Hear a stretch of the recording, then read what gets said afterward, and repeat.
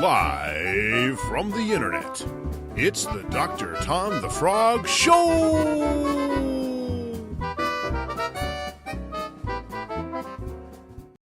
Hi-ho! This is Dr. Tom the Frog, and you're watching the Dr. Tom the Frog Show, where we talk about role-playing games. I'm super excited because tonight we have on one of the co-organizers of Contessa, Sarah Richardson. How are you, Sarah? I'm doing great. How are you, Dr. Tom? Oh, I'm fantastic. I'm wonderful. It's been a wonderful winter here. Now I got a lot. You do a lot of things. You're a very busy person, so I don't have time for chatter. I have a lot of burning questions. Well, so let's start off. I hear, Sarah, that you're in a group called the Maidens of Mayhem. What instrument do you play? Is the sound like L7, or is it like Slater-Kinney? Actually, Maidens of Mayhem, as much as we would love for it to be a rock band, is a community on G+ for women gamers of all different kinds. We've got mainly tabletop gamers, but also some video gamers. And it's a place for people to come and kind of talk about what it's like to be a woman in gaming and get support, and also to find out how to do stuff like run their own games. I actually checked out the community recently, and I have to say it's a little exclusive. I don't see any female frogs. I mean, where's the amphibian relationship here? That's a really good point. We will have to keep our eye out for some female frogs, maybe get a female frog ambassador to make sure that that demographic is represented in Maidens. Okay. Well, I'm going to hold you to that, Sarah. We're currently working on a new RPG about blueberries. I really like blueberries. But seriously, how's that a game and not dessert? Well, actually the RPG that I'm working on with Strix and Marissa Kelly is based on Bluebeard, which is a little different than blueberries. It's nothing to do with blueberries? No, in fact, it's a hack we started last year at Gen Con during the Indie Hack Night. So it's a hack of the Apocalypse World system, but in it you play. Actually, are you familiar with the fairy tale of Bluebeard? What's the deal with Bluebeard? He sounds interesting. Well, it's based on this fairy tale. And he's this really rich, kind of reclusive guy who's had a bunch of wives. And so you play as his brand new bride, because, he goes through a lot of them. And you and the other players play as part of her mind. And you explore his castle to try and figure out what happened to all those other brides. This sounds a little dark for me, Sarah. It is kind of dark. It's this kind of gothic, feminine horror game. Yeah, it's not for kids and maybe not for frogs. Okay, well, I'll take your word for it, because I don't know, playing like someone's brain who's in a gothic, that's... You have a twisted mind, don't you, Sarah? I do really like horror movies and fairy tales, so yes. Oh, all right. So I understand that you write reviews for Women Are Always Right About Comics. Is that right? Almost, but pretty much. It's a website called Women Write About Comics, and they initially snagged me as a book reviewer, and I was like, hey, I like comics too. And then they found out I played role-playing games. They're like, so why don't you write about all three of these things for us? Wait a second. So you talk about RPGs on a comic-related website? Doesn't that go against the tribe rules of geekdom? It really doesn't, because each time I review an RPG, I relate it to the comics. So I'm like, if you like reading Hellboy, for example, you might like playing The Deep Forest. Or if you like reading Saga, you might like trying a game like Apocalypse World or something.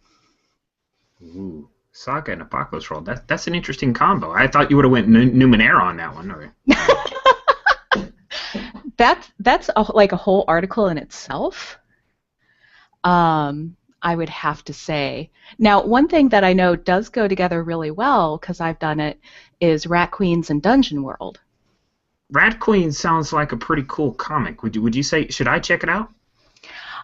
Yes, they have a brand new artist now, but everything I've seen of his work is really, really great. And if you like playing role-playing games, I mean, it's like the best foul-mouthed, drug-using, dungeon crawler adventurers you have ever met. So, what does it have to do with rats exactly? That's the name of the group. It's the four female adventurers. They call themselves the Rat Queens. Oh, man, do they have self-esteem issues? That's kind of crazy. They have like the opposite of self-esteem issues, I would say. They are just kick-ass, really accomplished women who take no prisoners. They kind of wear that as a badge of pride almost. Huh.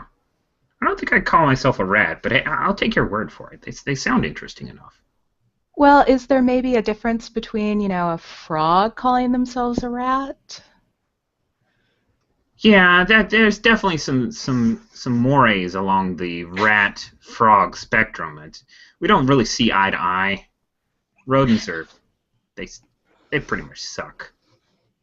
I've got an anti-rodent and I'm going out. I'm coming out right now. I don't like rats. I thought you might have more things in common. I see. I was wrong. Well, they have fur. They're not slimy. I mean, cheese. Okay, cheese. I can live with cheese. Cheese, and they occasionally are found in slightly damp environments. Right. That's true. Okay. Maybe I need to branch out a little bit. Okay, Sarah. Enough of this fun here. I'm tired of fun because I've got a serious question for you, Sarah. Okay. Are you ready? I am ready. All right. Now I know that you do a lot of work with publishing, so I need your expert advice. What is the best font? It's Toadhoma, isn't it? It's not Toadhoma. Is it Times New Croaker? That's like really kind of middle of the road there. But it depends on what kind of what you need it for. I'm sure there's some very lovely amphibious display fonts. Actually, there's a font called Amphibious. It's pretty awesome. It's all pictures of frogs, which you'd think would not communicate very well, but it's kind of like emoji, but more attractive. I will have to see if I can work that into the next RPG I work on. What's your favorite font right now? Actually, right now I've been having to work with a lot of Gothic blackletter. And there's one called, let's see, I think it was Abjourney that I'm definitely really liking. Huh. I was certainly kerning to hear that. Yay for font geek jokes, yes. Before we let you go, there's a Contessa thing, right? I'm hoping to have this episode for those on tape delay. We are going to have this out before a special event where everyone who doesn't have a Valentine will be able to play games. Is that how it goes?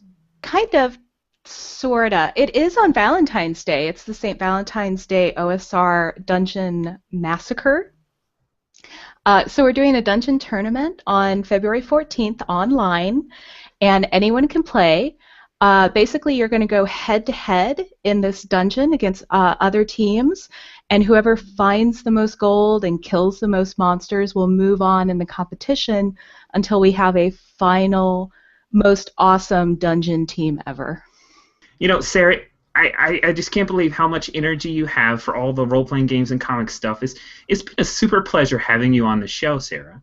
Oh, well, thank you so much for having me. It's been very fantastic.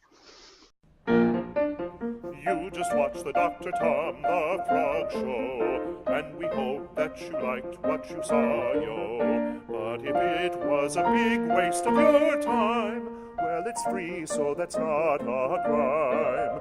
But if it was a waste of your time, Yes, it's free, so that's not a crime.